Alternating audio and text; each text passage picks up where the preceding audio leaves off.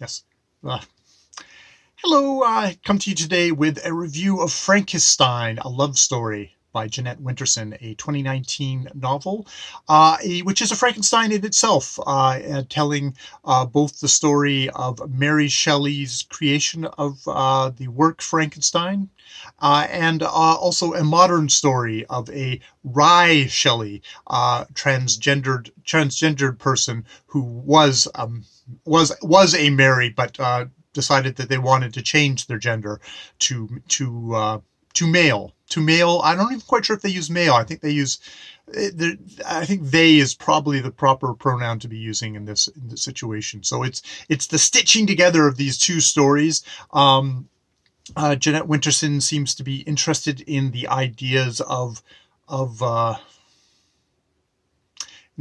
of creation, of birth, of overstepping, of I think Frankenstein itself is seen as examination of the male impulse to create and how that can overstep the bounds of nature, possibly as a warning story, as just that leap. It's interesting in the modern story. There is a very much a character who holds very very fundamentalist American viewpoints on, like, what is proper, which some ways that character is kind of held up for a bit of ridicule throughout the story, as we don't really kind of govern those, don't kind of cling to those bounds anymore. Yet at the same time, whereas Mary Shelley's talking about, like, what is science going to uh, what is science going to create? What is it already created? They talk about in the Mary Shelley's time, which is like the early 1800s, of the coming of new machines, which are going to put people out of work. That kind of Frankensteinian monster there, of it's like, oh, this is progress, but progress which is going to, how is this going to impact human beings? Whereas the modern story, where we seem to have got we where Jeanette Winterson seems to have kind of imagined all these characters, but they've been reincarnated in various different forms.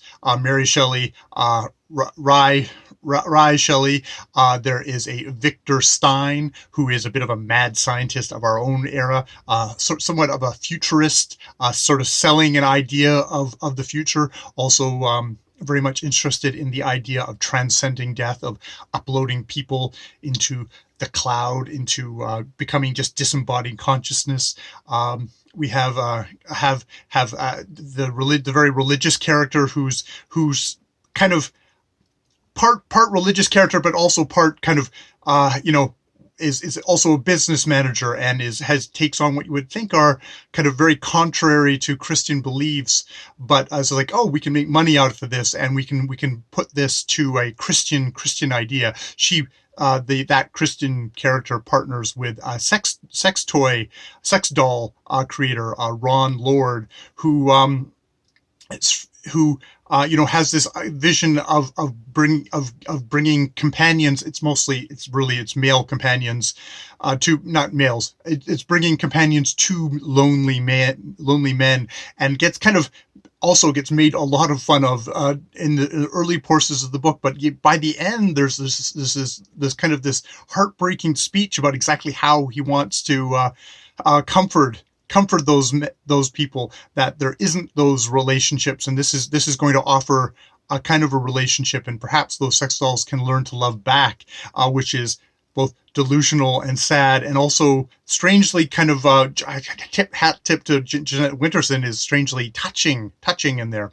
I have to admit, I did feel that the stuff with Mary Shelley in the first person in the past was the stronger, the part that resonated with me more. It's like her kind of jostling, like, with the kind of the overwhelming egos of her husband, Percy Shelley, the great great poet, and his great poet friend Lord Byron, two of the most monumental romantic egos of their time, and how they're radicals, but deeply not radical when it comes to their views on women, especially a Lord Byron, and how shittily he treats the women in his life. But even Percy Shelley is also just amazingly, egomaniacal, and how she survives Percy's death. Refuses to throw herself on a funeral pyre. She survives, and yeah, it's that section kind of grabbed me more, and Mary Shelley seemed like more of a real person to me than some of the characters in the present moment seemed a little bit more fanciful, a bit more caricatured, a bit more positions. I did wonder about Winterson using a transgendered character in this novel.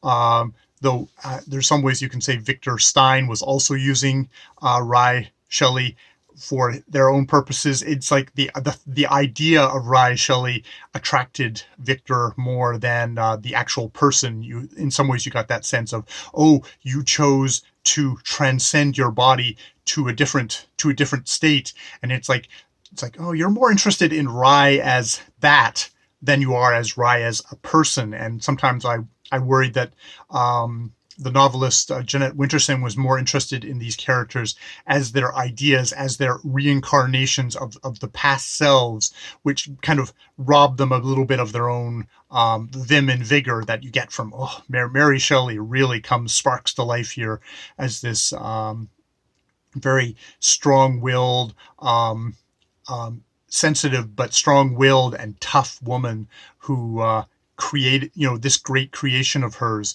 of this great warning story of hers to our modern culture. It's like the Frankenstein story of Victor Frankenstein is something that she gave birth to and lives, and Winterson does a wonderful job of making that live literally in the form of Victor Stein in this novel. So yeah, it was slightly mixed. I think I compliment the novel on its length, because just as I was finding those the present characters going a little bit more and more insufferable, a little bit more, okay, where they're going to sit down and do more kind of bullshit.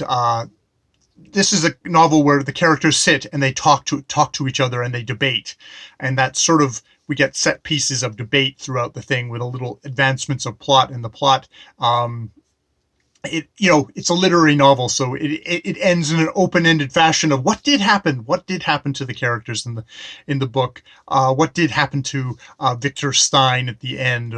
Is there a great transcendence? Is it just a snake oil salesman who's disappeared again? Is this a majestic?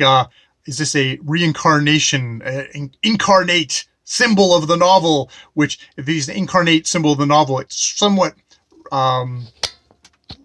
robs it of what I guess I look for in novels, which are characters. And I mean, that might not really a thing that Jeanette Winterson is interested in, as these figures as characters, these later figures in our day as characters as much as types, and debating those types. And I mean, it made for interesting thoughts about stuff of, does anyone want to live forever? Are we just our intellects? What is companionship? Do we have meaningful relationships? Could something like a mechanical doll replace those relationships? Would that be actually meaningful? I think, you can see some people in our society, it's like, yeah, that would be enough. And other people would be just like, that really, really would be so sad. It would, viewing it as sad and pathetic on the outside. So it had a lot of interesting ideas in it. I think I was caught by Mary Shelley herself, not so much in the present day stuff as much. So yeah, those are my thoughts on Frnkssstn, a love story, where I felt there was very much a love story of Mary Shelley and Percy Shelley, of Mary Shelley and her creation. I was less convinced with the later stuff, but that might also just be Jeanette Winterson's comment on our age and the possibility of meaningful love stories in our own age. Maybe it's too cynical. We're too cynical of a time now, and too atomized, too alienated of a time. Perhaps we are all lost in our phones, lost in our videos to actually make those connections. Maybe that's the point. That's so that the characters could only end up coming off that way as dissatisfied yahoos. Yahoos on the internet. Hi, I'm a Yahoo on the internet. All right, more videos later.